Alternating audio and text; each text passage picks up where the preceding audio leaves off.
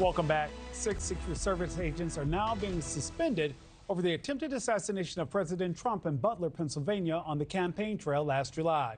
Sunday marks 1 year since that shooting was injured and since Mr. Trump was injured, then candidate Trump. Now, the rally goer, Corey Comprentori, was killed and 2 others critically hurt. We're told 2 of the agents are now appealing their suspensions.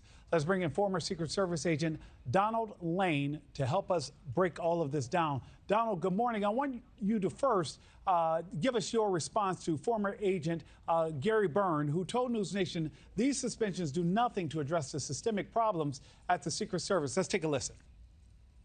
They gave one of these people responsible for President Trump almost being murdered in public 42 days off.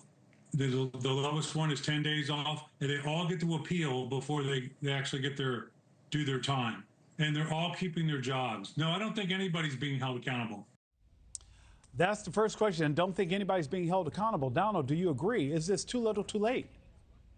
Good morning, Nick. I would say that it probably is too little. I would tend to agree with that. However, I would say that the problems with the Secret Service relative to that site go even beyond the members we're discussing. I think it goes higher than that. I think it was a systemic problem. Sometimes when you ask for resources and you're continually denied, you eventually don't ask.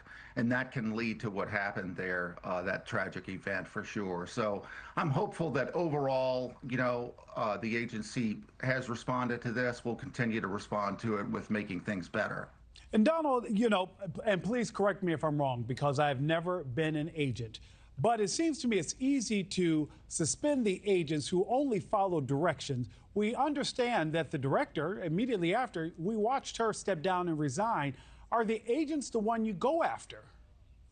Well, yes and no. I mean, if you have it depends on what's in that report, Nick, and that's the important thing. What did the internal investigation by the Secret Service uncover? If it was outright negligence, which I believe probably did not happen, then yes, these are policies and procedures that are being followed. Perhaps people are being told no with respect to extra resources. However, I still want to know why the building was left completely uncovered. I would think even a new agent with little experience would have been able to look at the building and say, hey, we need full coverage on that building.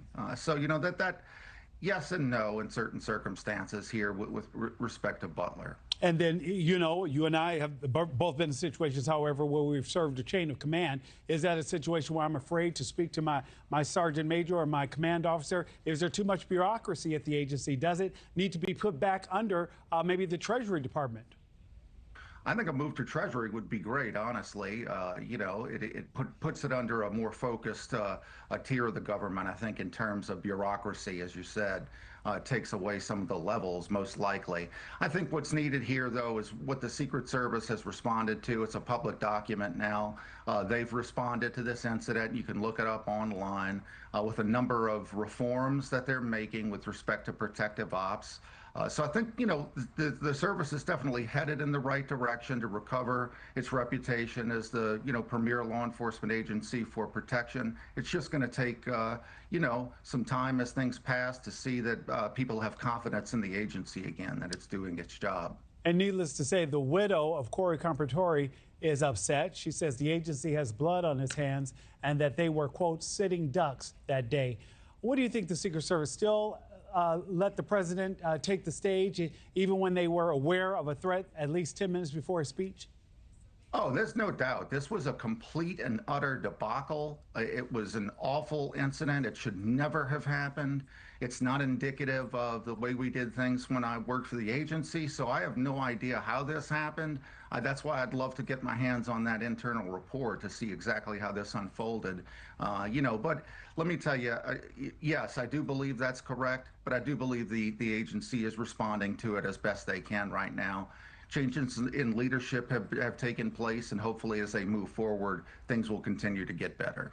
Absolutely. We definitely need our commander-in-chief to be safe in each and every instance. Donald Lane, thank you so much for joining us this morning. You bet, Nick. And this Sunday, a NewsNation special, The Plot to Kill Trump. 1 year later, what we're now learning about the assassination attempt as questions remain over how it happened. Tune in Sunday at 9 p.m. Eastern right here on NewsNation. Thank you for watching. Subscribe below and download our NewsNation app right now on your phone, and you will get fact-based, unbiased news for all Americans.